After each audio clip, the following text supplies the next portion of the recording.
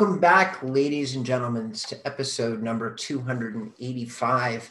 I am joined by the magnificent, incomparable, amazing Jonathan Dinwood, WordPress maestro and entrepreneur of the year.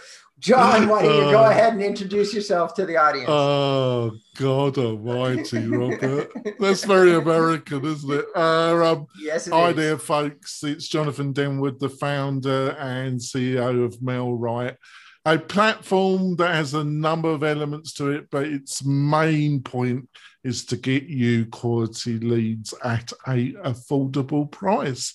So if that sounds interesting, and I suggest that it should, go over to the MailRight website, have a look what we got to offer, and you can book a free consultation demo with me personally on the website. Back over to you, Robert.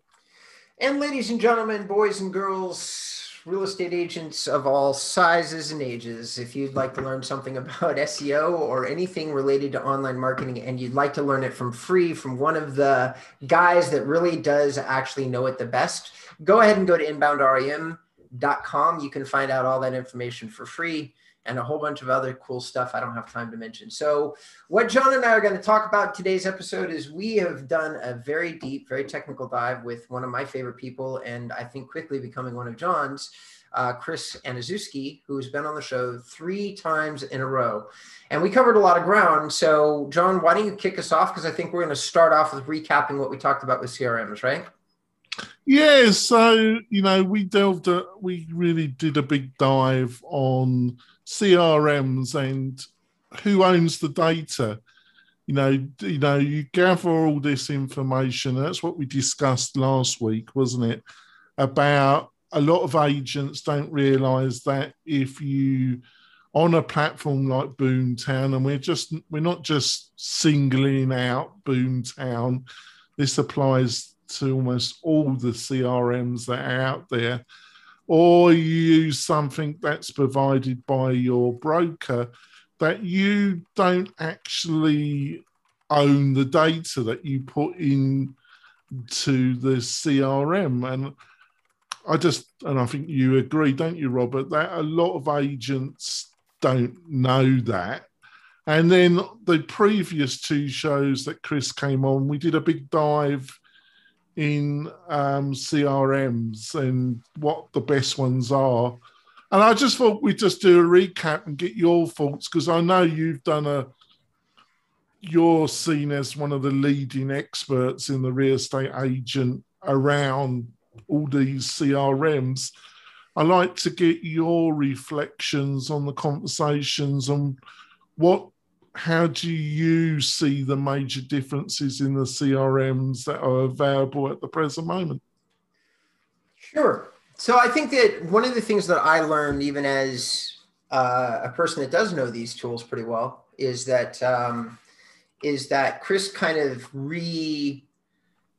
gave me the gift of refreshing my knowledge why sometimes larger teams simply have to go with systems like KV Core, or it's nice for guys like you and me to say, oh, have you thought of Follow Up Boss? But really, there's certain things that those really big systems do at a global scale that you simply aren't going to get. And the bigger the team, the more these kind of one-off functionalities actually matter. Like when you start talking about 5 or 10 agents, lead routing is somewhat of a priority. When you talk about 1,000 agents or 2,000 agents or 3,000 agents, at that point, you're only going to be able to have 2 or 3 platforms you can even look at if you want that platform to help you with things like lead distribution.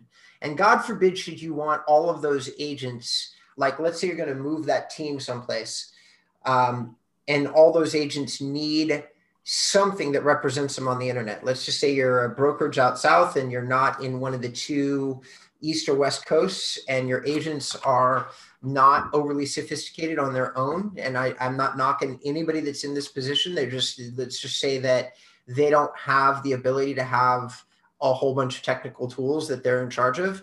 Well, at that point, you really do want the most that you can possibly get for $20 or $30 a seat. And then at that moment, you really only can look at like KV Core or one of those very large tools. some of the things that Chris was pointing out that I didn't even know, again, that I didn't know myself, is I knew that the data set that you could pull out of some of these CRMs was limited.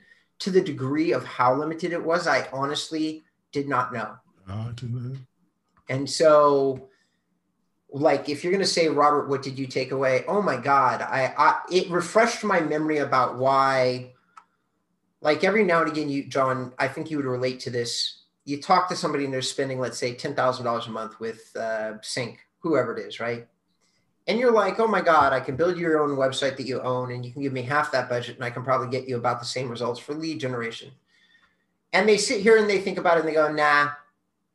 And you're like, I don't get it. The website I'm going to build is better. We can do a better, a better CRM, or at least an equivalent CRM through Follow Up Boss. And we're cutting your advertising budget in half and we still think we can maintain your results. Why in the world wouldn't you switch? And oftentimes you don't get a clear answer. But if the answer was, I have 100,000 leads that I've spent $500,000 on, or whatever the number is, and I'm going to lose half my data to my existing database if I try to export it or go anywhere else, and I don't feel, or I don't have the resources to start a completely different database, and now I'm marketing from two different places simultaneously, that makes sense to me all of a sudden.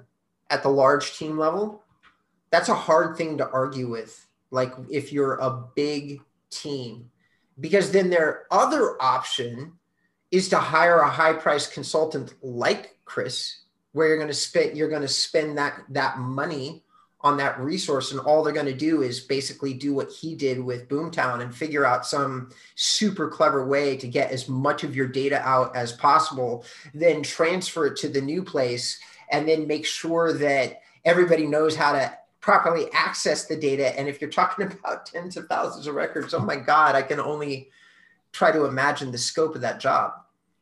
Well, when it came to his example with Boomtown, it wasn't, sometimes it's actually, they can't export the data because the system was never built to allow it. That's unusual. Does occur.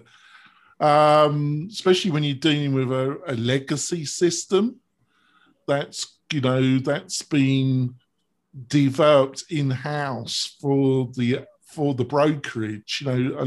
Some of these large brokerages had custom-built software, CRMs built for them, and they were built quite a while ago, and they basically can't export the data because it was never envisioned how to do it. Right. But when it comes to Boomtown, it's a totally artificial barrier because basically they don't want people to leave their platform, so they don't offer a way of exporting the data out to the level that you would require. So if you say that you're looking, you need to analyze. That was his kind of get around, because he told them, he wasn't lying to them. Yeah, he wanted to analyze the data and he wanted to do it on his own desktop. But he just didn't tell them that after they'd done that, they were planning to move to other platforms. He just didn't tell them that bit. So he wasn't lying to them. And as soon as he said that, they would allow the data to be exported. So it's totally artificial, isn't it? And yes, and you know what? I know you and I agree on this, and everybody who's listening, rant incoming. I've warned you all. Turn off your headsets if you don't want, but if you're interested in my rant, here is one of my frustrations. What we're talking about is literal data blackmail. It's your data. You've actually paid for it twice because you have a cost to the platform that you already paid for. It's a flat fee just to access the technology. And it doesn't matter who we're talking about. It's universal. And then you're paying for the data in the sense that you're driving traffic to acquire leads. So now you've got two sources of investment that you've made. And all of that investment is made actually to collect name, numbers, and information. And if you can get it, search history and things like that. So when you discover tools that don't export that data cleanly or don't import it cleanly, especially if they have the ability to, and you want access to your own data, guess what that is? That is literal blackmail, not figurative. They're holding your data hostage, as John said, and saying that they want a behavior out of you for that data. It's highway robbery. And honestly, if I had my personal druthers, any vendor that attempted that kind of behavior, which is unethical, in my opinion. Now, if you're dealing with the technology that you'd like to change, and the technology itself, as John said, is limited, and you just simply can't get all the data out, but you're trying your best to get it for a client, that's a different subject. That's a different subject entirely. That there's a limitation to whatever tool you're using. I just want to make it clear that people sign contracts. They've signed a contract. So what Boomtown's position is, nothing illegal about it. It's not what I would do. I don't think it's what you would do, Robert, but it's their position. They're not the only one that has that position. I sleep very well at night, Robert, because I think I treat my clients in my two businesses extremely fair. I try and be as fair as possible. I'm sure there's some people out there that think I haven't been fair. I consider they were taking the mickey out of me. They're asking, but in general, I sleep very well at night, Robert.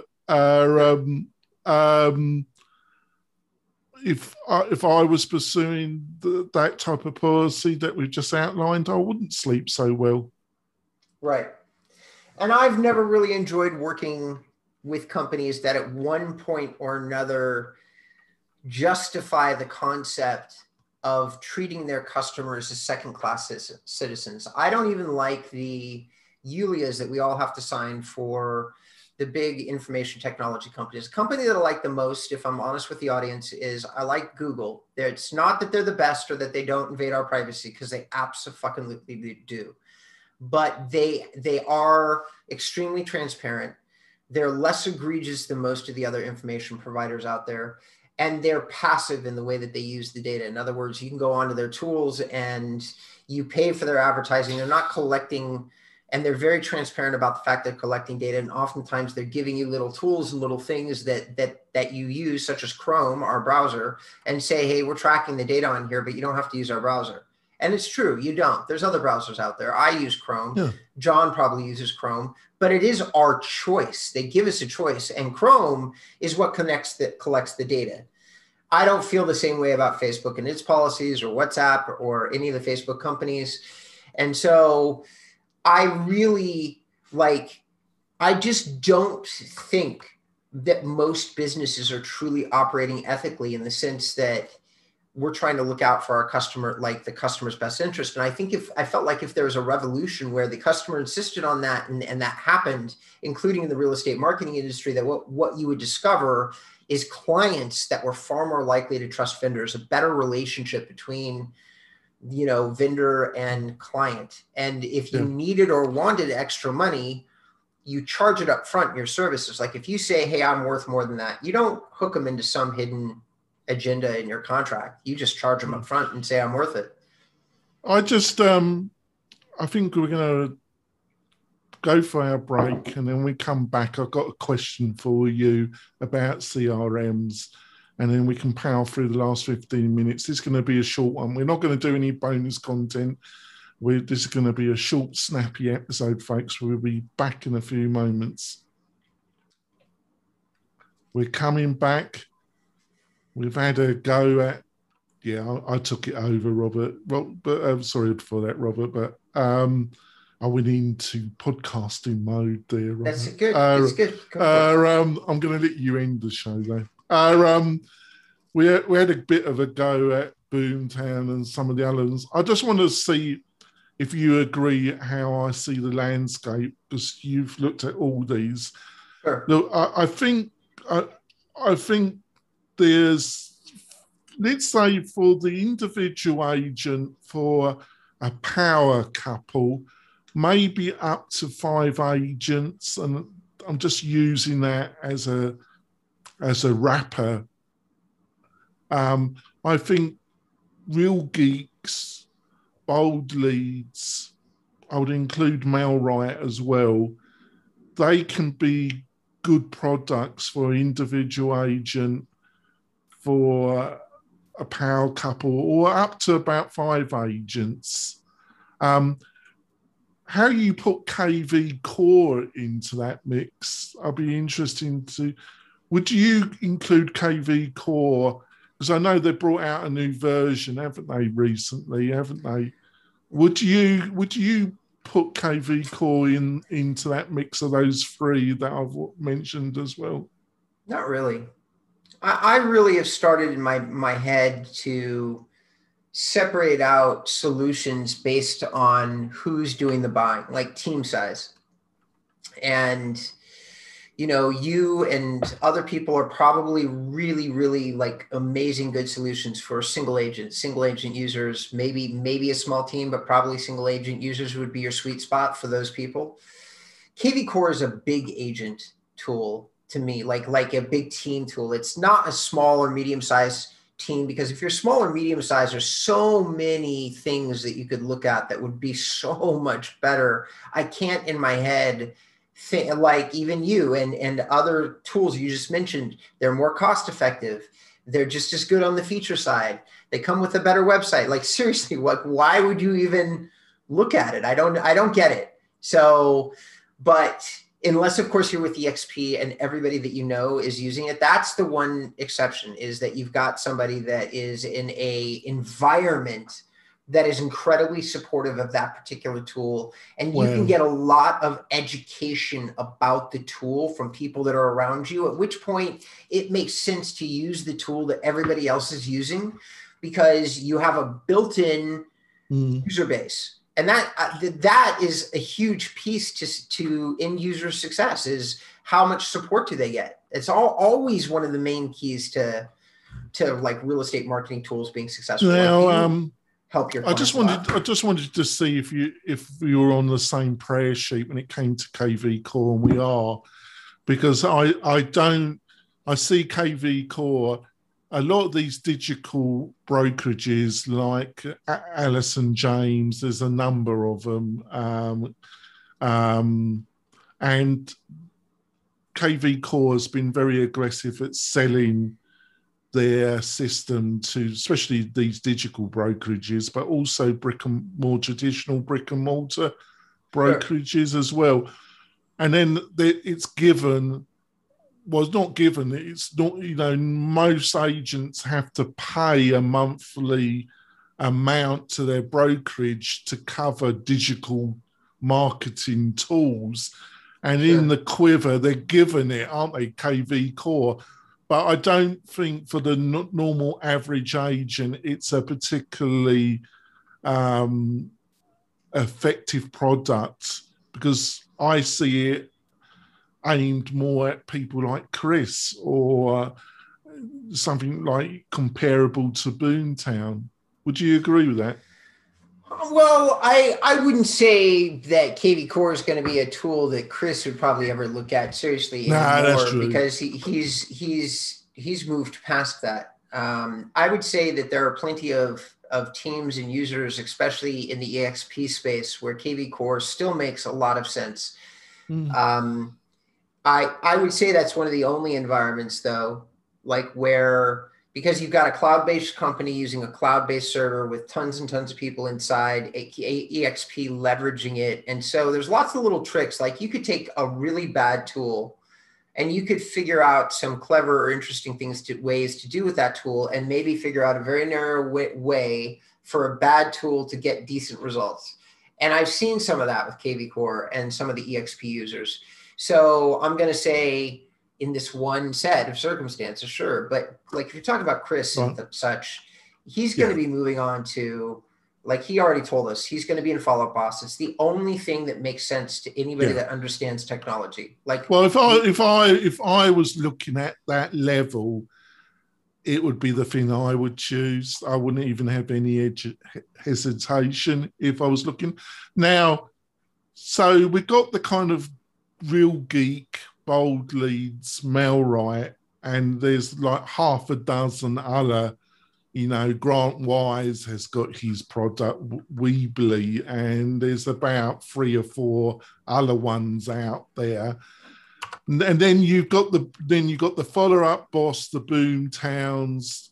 We got the kind of next level up kind of is KV Core, but what in that middle ground between Bold Leads, Real Geeks, and then Boomtown, what are some of the players in that middle area that you think are quite good? Are you talking about CRMs? Yes. Okay. If it's middle tier players, I like LionDesk. I like Brevity.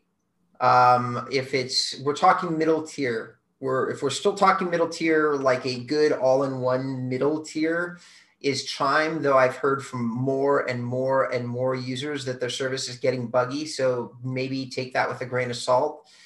I don't know that I would personally walk into any company that has a lot of online dialogue about how buggy they are. And for that matter, I need to publicly update something.